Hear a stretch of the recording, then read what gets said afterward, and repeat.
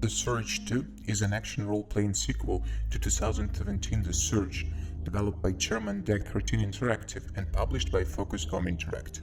The game is set at the end of the 21st century, when humanity has brought Mother Earth to a deplorable state. Ecology is in sight decline and the planet is about to cease to be suitable for life. The corporation Creo is trying to correct the situation, but you know what the good intentions usually result into in such games. Scientists wanted to save the situation with the help of nanomachines, but artificial intelligence ultimately decided that it was necessary to eliminate the source of all problems, Homo sapiens. Blue-collar Warren prevented the genocide, but he failed to completely disrupt the robot's plan. A rocket with nanites managed to fly out of the hangar. What happened next remains a mystery, before the sequel. It turns out that the rocket did not fly far. Even before going into space, it crashed into a passenger all-liner, caving it in the vicinity of the city of Jericho. The main character flew on it. This time, you can create a protagonist yourself, choose his appearance and background. The hero comes to life in the medical block of the prison a few weeks after the disaster, and it turns out to be even more terrible situation. A strange disease drives people crazy, the city is in quarantine and the military out raging. There is no options other than to get in the exoskeleton, grab the tube, and start raking the chaos. Unlike the outright industrial design of the first part, The Surge 2 is more futuristic. Instead of a factory, there is a colorful city of the future, and rough walking tools are very quickly replaced by high-tech blades and nanowires, and no screws are bumping directly out of your flesh. Jericho pleases the eye with vivid landscapes and bright streets, now inhabited by looters and unfortunate infected, and down every corner harsh military cordons. The whole city is divided into several themed locations. You can forget about the grey corridors and boring workshops of the first Surge. The sequel relies on visual diversity, but does not forget its roots. The zones are well planned architecturally. There are enough branches, secrets and cats that allow you to quickly reach any destination. The player is always rewarded for attentiveness. It's almost impossible to get lost in Surge 2. At the same time, there is no trace of a compass or interactive map with markers. We are guided by visual landmarks. Pointers are woven into the game world, and the goal is often easy to see from far away. You'll feel like a tourist in a city that is tailor-made for travelers.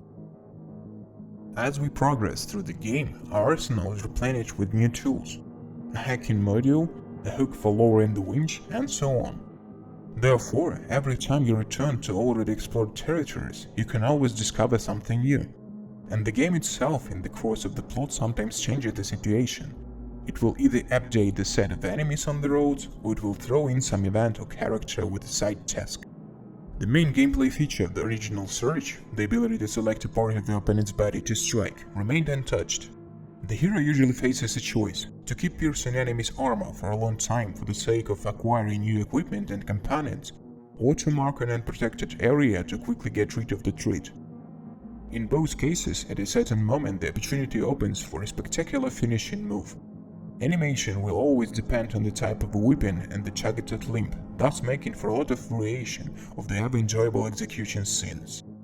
The animators did an amazing job again.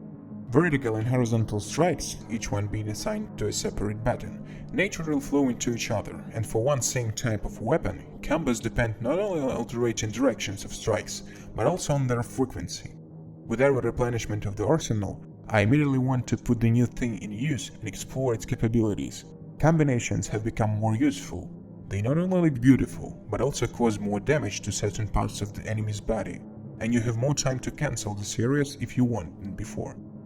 At the same time, the hero is still defenseless when he acts in the air, swinging a huge club, so you need to approach the battles wisely.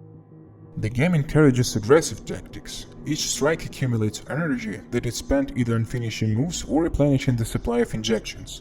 Different types of injections restore health, add armor, or provide other benefits. Therefore, you die here much less often than in the imperishable Dark Souls or its imitators. In Surge 2, all equipment is upgraded exclusively by the materials cut down from the enemy. Weapons are no longer improved as they are being used, and advanced exoskeleton models cannot be found. Each type of weapon has its own set of attacks and unique features. These must be taken into account carefully during battles. Indeed, even if you do not use a huge two-handed sledgehammer, enemies use them, and your combat tactics must depend on this. All in all, The Surge 2 turned out to be an exciting and original game. The developers managed to fix all the serious problems of its predecessor, highlights its strengths more vividly, and add some sick toys. The Surge 2 is a confident step into the big leagues, so we all should look forward to the next announcements of the studio.